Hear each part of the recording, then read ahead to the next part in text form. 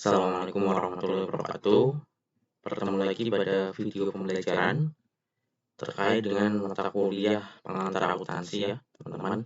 Kemudian di video pembelajaran kali ini kita akan melanjutkan pembahasan mengenai akun persediaan ya. Pada bagian pertama ya, video pembelajaran pertama kita sudah membahas mengenai perhitungan persediaan menggunakan FIFO, kemudian menggunakan metode rata-rata dan juga identifikasi khusus. Selanjutnya kita akan melanjutkan mengenai penentuan biaya persediaan. Jadi diharapkan ya, berkaitan dengan penentuan biaya persediaan, teman-teman nanti sebagai akuntan diharapkan menggunakan metode arus biaya persediaan secara konsisten. Konsisten maksudnya adalah apapun metode arus biaya yang dipilih, perusahaan harus bisa menggunakan metode secara konsisten, tidak berubah secara tidak konstan. Maksudnya adalah misalkan bulan ini teman-teman sebagai akuntan menggunakan metode identifikasi khusus, kemudian bulan depan menggunakan metode FIFO, atau bulan depan lagi menggunakan metode rata-rata gitu ya. Nah, itu akan menjadi tidak konsisten, yang berarti bahwa penggunaan metodenya akan berbeda-beda, kemudian laporan keuangan pun bisa jadi menjadi bias. Makanya diharapkan nanti teman-teman ketika menjadi akuntan harus konsisten menerapkan yang namanya perhitungan metode persediaan. Apapun perhitungannya ya, apapun metodenya, teman-teman harus konsisten. Kemudian ketika kita nanti membahas terkait dengan misalkan perhitungan penyesuaian itu pun harus konsisten ya. Jadi intinya karena ini adalah bagian dari kebijakan akuntansi, teman-teman harus bisa konsisten ketika menjadi seorang akuntan dalam menentukan perhitungan penentuan persediaan, kemudian ataupun akun yang lainnya. Jadi harus ada konsistensi seperti itu.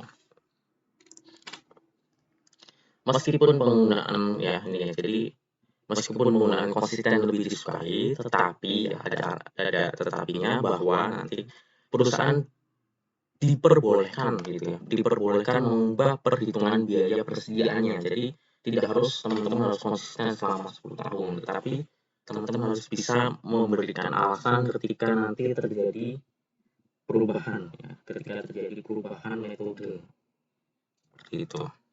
Kemudian ada metode yang lain ya, ada metode yang lain mengenai mana yang lebih rendah antara biaya perolehan dan nilai realisasi neto, atau nanti kita sebut sebagai metode LCNRV ya. Itu adalah merupakan lower of cost or net realizable value ya. Artinya nanti melihat mana sih harga yang lebih rendah antara biaya perolehan dan nilai realisasi neto.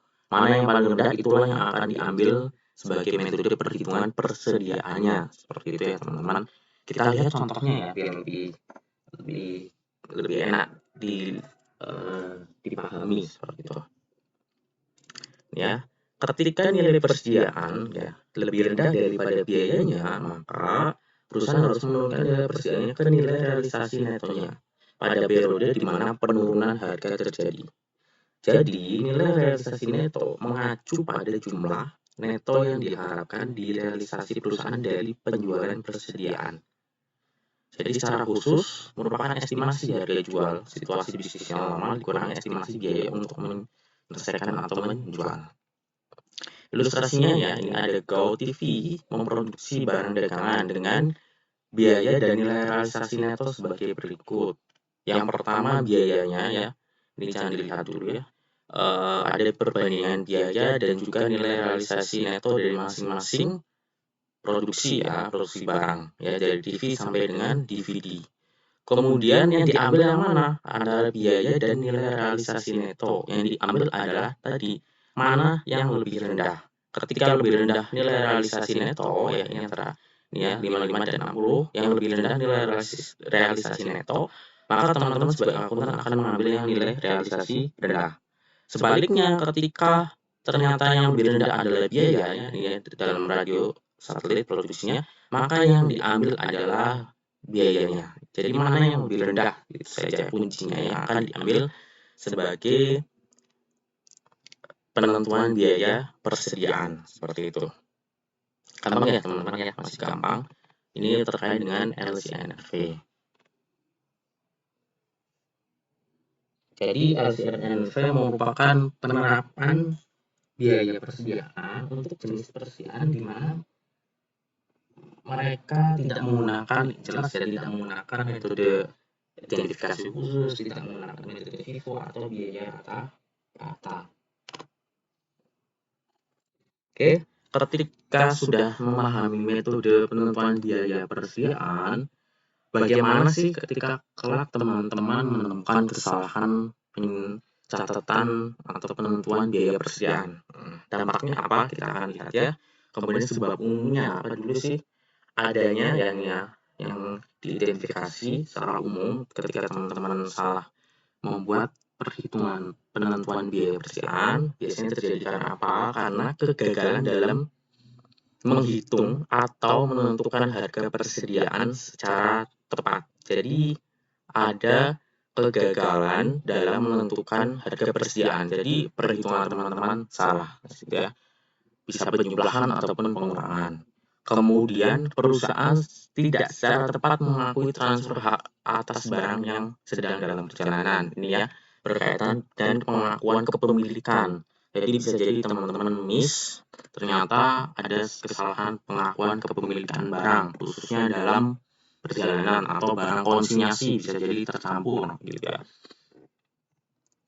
Atau kesalahan ini gitu ya, kesalahan ini dapat mempengaruhi apa saja. Kesalahan ini mempengaruhi laporan laba rugi maupun laporan posisi keuangan. Dari mana letaknya? Kita lihat ya, pada pengaruh laporan laba rugi. Kesalahan persediaan akan mempengaruhi perhitungan beban pokok penjualan maupun laba neto ya, baik kesalahan yang berlebih atau kesalahan yang kurang saji ataupun lebih saji ya. Itu akan mempengaruhi baik dari beban pokok yang kurang saji atau lebih saji maupun laba neto yang kurang saji ataupun lebih saji. Gambarnya, ilustrasinya seperti ini ya. Ingat lagi ya teman-teman, rumus beban pokok itu apa? Persediaan awal ya, persediaan awal ditambah dengan harga pokok pembelian dikurangi persediaan akhir akan menjadi beban pokok penjualan. Oke, persediaan awal ditambah harga pokok pembelian ini ditambah dengan pembelian gitu ya, dikurangi persediaan akhir sama dengan beban pokok penjualan, seperti itu. Kemudian ini sebentar ya. Oke, ini terkait dengan tadi ya, ketika kesalahan perhitungan akan mempengaruhi apa? Misalkan mengkurang sajikan persediaan awal ya, kurang saji persediaan awal. Maka beban pokoknya akan menjadi kurang saji. Ketika kurang saji beban pokok, maka labanya akan menjadi lebih saji ya, karena beban pokoknya kurang, pengurang pendapatan akan menjadi kurang, maka kelebihan dalam laba ya, labanya akan menjadi lebih saji, seperti itu ya. Kemudian ketika melebih sajikan persediaan awalnya lebih saji, maka otomatis beban pokoknya akan berlebih ya, beban pokoknya akan berlebih. Otomatis ketika beban pokoknya berlebih, untuk mengurangi pendapatan mengurangi beban pokok akan menjadikan laba neto kurang saji, labanya kurang nih karena beban pokoknya terlalu berlebih. Ketika mengurang sajikan persediaan akhir ini, maka beban pokoknya akan menjadi lebih saji karena pengurangnya berkurang, maka beban pokoknya menjadi berlebih ya, akan ada lebih saji. Ketika beban pokok lebih saji, otomatis karena beban pokok pengurang dari pendapatan, maka laba netonya akan menjadi kurang ya, karena beban pokoknya berlebih, maka laba netonya akan menjadi kurang saji. Ketika melebih sajikan persediaannya berlebih, persediaan akhirnya, maka beban pokoknya akan menjadi kurang saji karena pengurangnya menjadi lebih besar, maka beban pokoknya menjadi kurang saji. Ketika beban pokok kurang saji, yang mana nanti pendapatan mengurangi beban pokok menjadikan laba neto menjadi lebih saji kan ya, karena beban pokoknya menjadi kurang saji, maka otomatis laba neto akan menjadi lebih saji seperti itu ya. Ini dampaknya ya kurang lebih seperti ini ya. Kemudian kita ke dampak pada laporan laba rugi. Masih pada laporan laba rugi ya.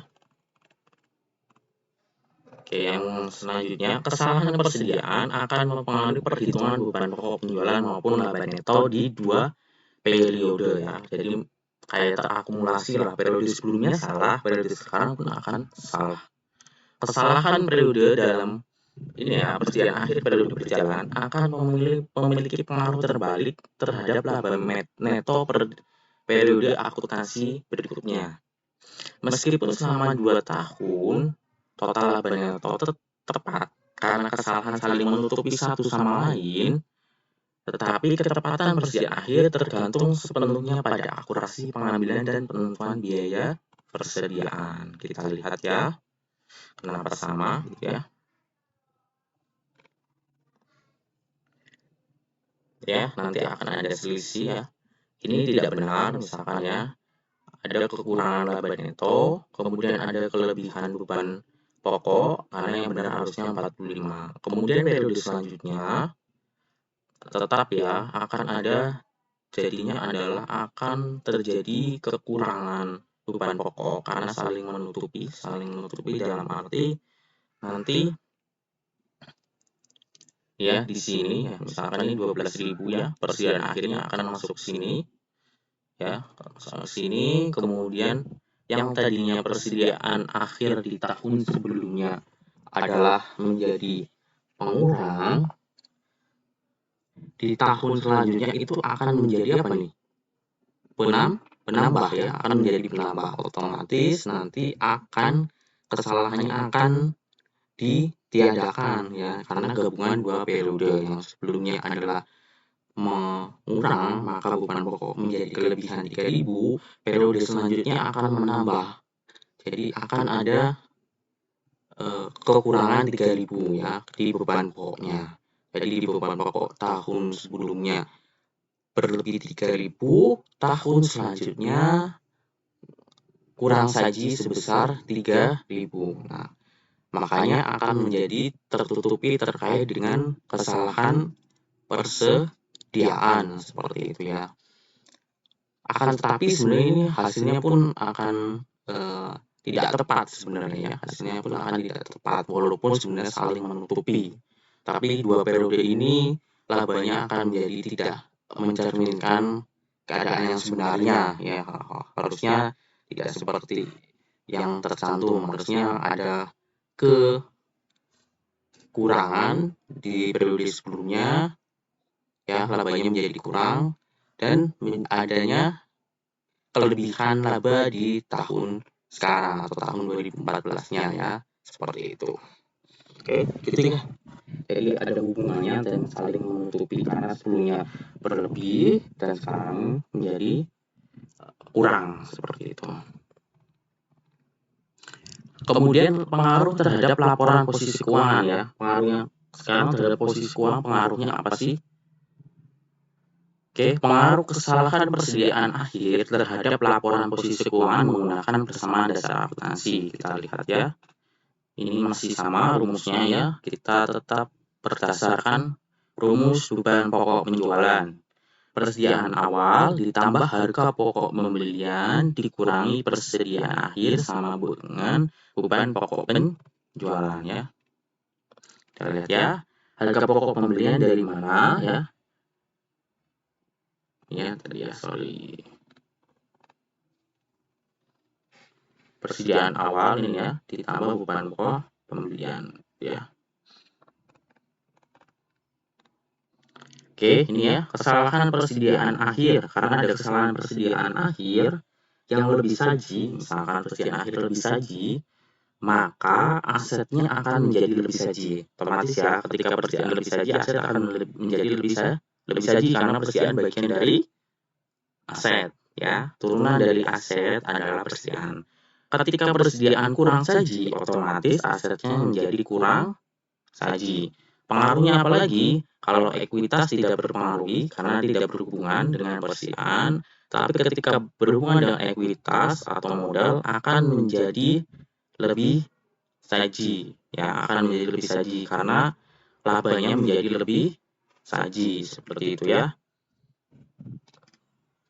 Kemudian ketika kurang saji, otomatis asetnya menjadi kurang saji dan ekuitasnya menjadi kurang saji. Kita lihat ya.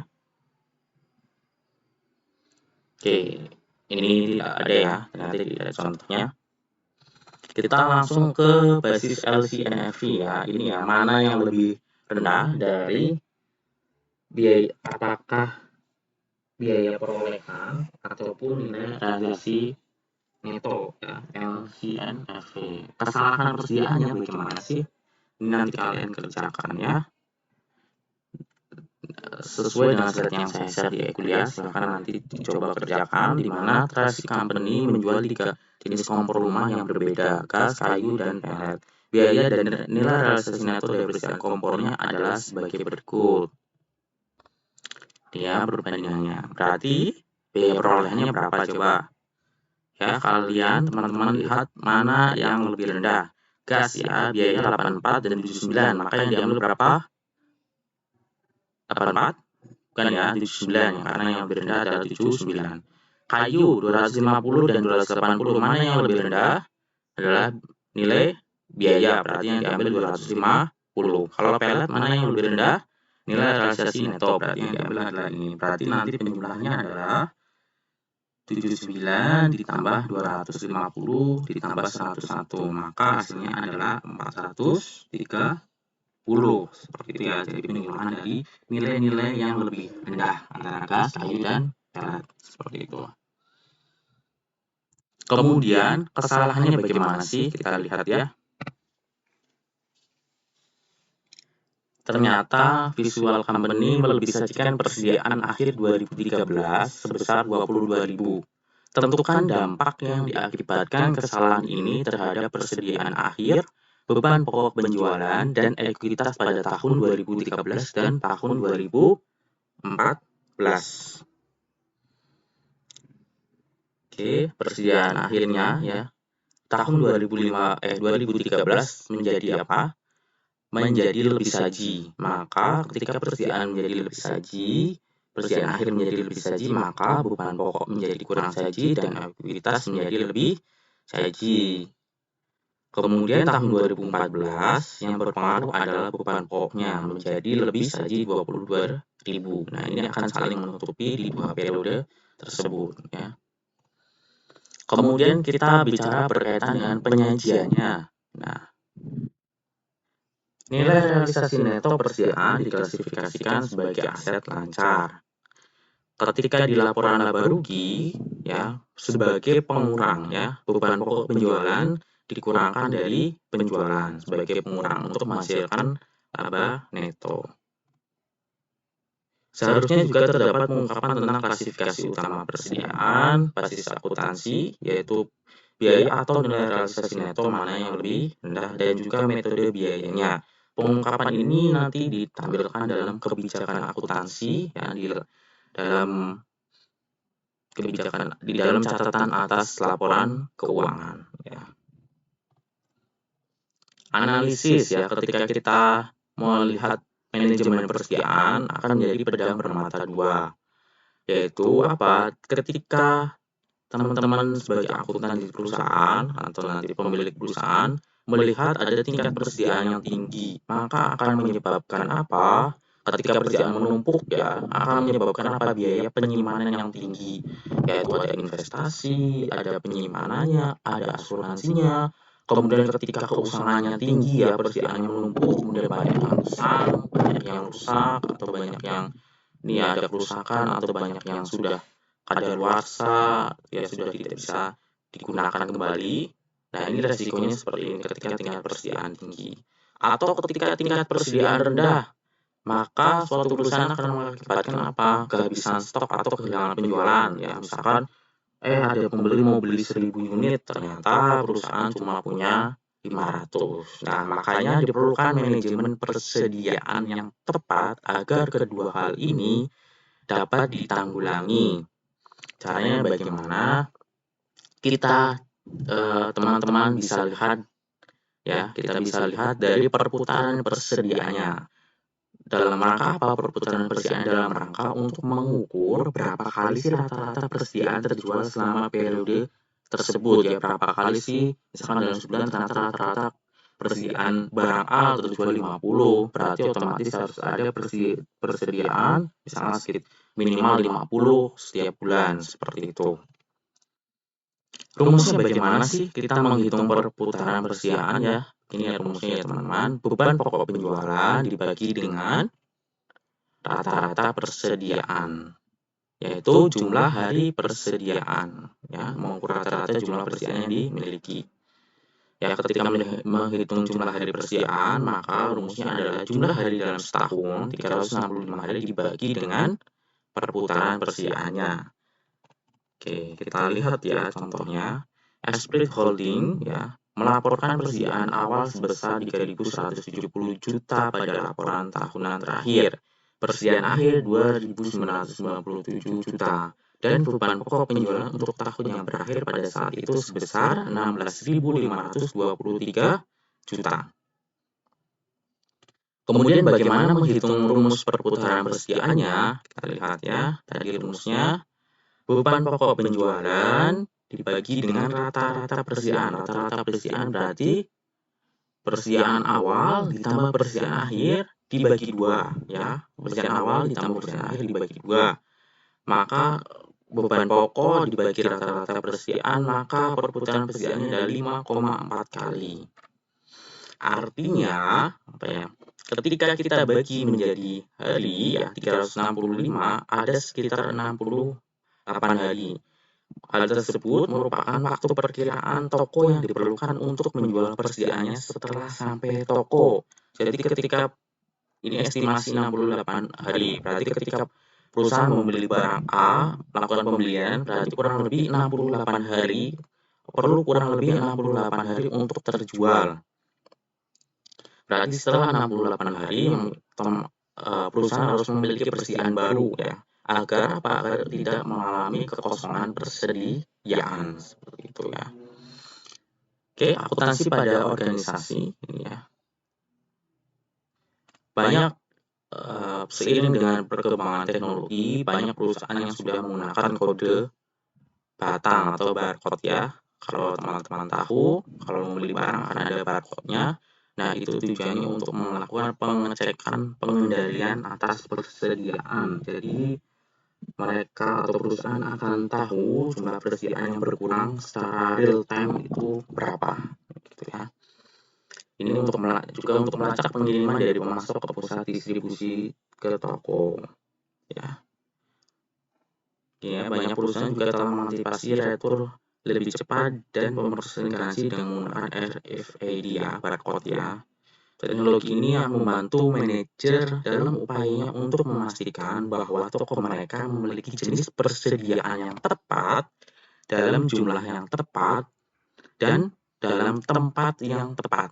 Nah, jadi teknologi, seiring adanya teknologi, semua akan berkembang dengan real time, dan teman-teman nanti sebagai akuntan harus bisa menyesuaikan dengan teknologi yang ada ya. Jadi ketika ada teknologi atau mungkin komputer akuntansi yang lebih berkembang, teman-teman harus bisa update dan juga belajar dengan teknologi komputerisasi akuntansi yang terbaru ataupun yang terupdate gitu ya. Ini contoh metodenya ya, ini contohnya ya terkait dengan arus biayanya. Nanti silakan dikerjakan ya sesuai dengan PPT. Oke, ini ada estimasi berkaitan dengan metode laba bruto. Mengestimasi persediaan akhir dengan menerapkan tarif laba bruto pada penjualan neto. Ya, langkah-langkahnya ada 2. Di mana penjualan neto dikurang estimasi laba bruto menjadi estimasi beban pokok penjualan. Bukan beban pokok barang yang tersedia untuk dijual dikurangi dengan estimasi beban pokok penjualan. Bagaimana cara menghitung estimasi beban pokok penjualan atau estimasi persediaan? Kita lihat ilustrasinya ya. Asumsikan bahwa Kidswalker Company ingin menyiapkan laporan laba rugi untuk bulan Januari. Ada penjualan neto nih sebesar $200.000, kemudian persediaan awal $40.000 dan beban pokok penjualan $120.000.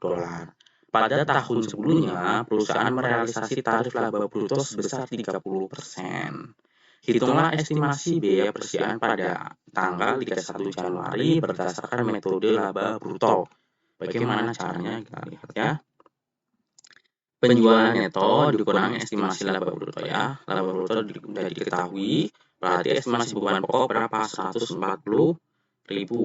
Kemudian berarti persediaan awalnya tadi 40.000 ditambah beban pokoknya adalah 120.000, beban pokok pembelian ya, bukan beban pokok penjualan. Kemudian menghasilkan beban pokok barang yang tersedia untuk dijual dikurangi estimasi beban pokok penjualan. Ya, 150 berarti estimasi persediaan akhir adalah 20.000. Jadi estimasi beban pokok penjualan itu dari mana? Dari penjualan dikurangi estimasi laba bruto. Estimasi laba bruto dari mana? Ini sudah ditentukan perusahaan. Tarifnya sebesar 30% dari penjualan ya. Jadi beban pokok penjualannya adalah estimasinya adalah 140.000. Seperti itu. Jadi menggunakan tarif ya, tarif laba bruto ya. Dari mana? Dari persentasenya sudah ditentukan berapa, kemudian dikalikan dengan penjualan netonya seperti itu.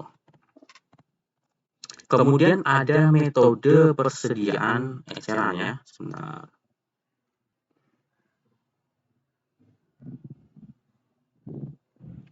Sebentar ya. Oke, berkaitan dengan metode persediaan eceran, perusahaan menerapkan persentase biaya terhadap harga eceran untuk persediaan akhir pada tingkat harga-harga eceran. Untuk apa? Untuk menentukan besarnya biaya persediaan. Ini ya, kita ke contohnya biar lebih enak. Ilustrasinya, persediaan awalnya berapa? 14.000. Harga retailnya 21.500. Barang yang dibeli 61.000, harga retailnya 78.500. Kemudian barang yang tersedia untuk dijual 75.000. Kemudian harga retail barang yang tersedia untuk dijual 100.000. Kemudian ada penjualan neto 70.000. Maka persediaan akhir pada harga eceran adalah 30.000. Ya, ini ya. Kemudian rasio biaya terhadap harga eceran berarti tadi berapa? 75.000 dibagi 100.000, rasionya 75%. Maka estimasi biaya persediaan akhirnya 30.000 dikali 75.000 berarti berapa? 22.500.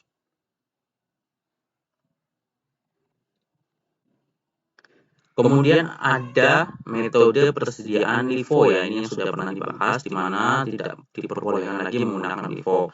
Akan tetapi sebagai pengetahuan kita coba lihat ya, caranya seperti apa sih? LIFO ini kebalikan dari FIFO ya. Kalau FIFO first in first out, kalau LIFO last in first out, berarti yang terakhir dibeli itu yang akan dijual pertama ya. Menurut IFRS, LIFO tidak diperbolehkan untuk tujuan pelaporan keuangan, ya, sudah tidak diperbolehkan. Barang terakhir yang dibeli adalah yang pertama kali akan dijual. Ya, jarang sekali bertepatan dengan arus fisik persediaan yang sebenarnya. Ya, jadi jarang sekali. Pengecualian meliputi barang-barang yang disimpan di tumpukan seperti batu bara atau jerami, di mana barang-barang dipindahkan dari tumpukan atas ketika dijual. Ya. LIFO ya, berarti barang yang terakhir yang dijual nih, misalkan yang dijual 55, berarti diambil yang barang yang terakhir dibeli nih, 40 dan 15 ya, berarti yang tersisa persediaan akhir terakhirnya adalah 10 ditambah 20 ditambah 15, karena tadi udah diambil 15 ya, di sini untuk dijual. Maka persediaan akhirnya adalah ini, total biayanya adalah 5.000, maka beban pokoknya adalah 7.000, atau tadi ya langsung saja ketika ingin menghitung beban pokok 40 udah diambil ya 5.200, kemudian 15 kali 120 berarti berapa?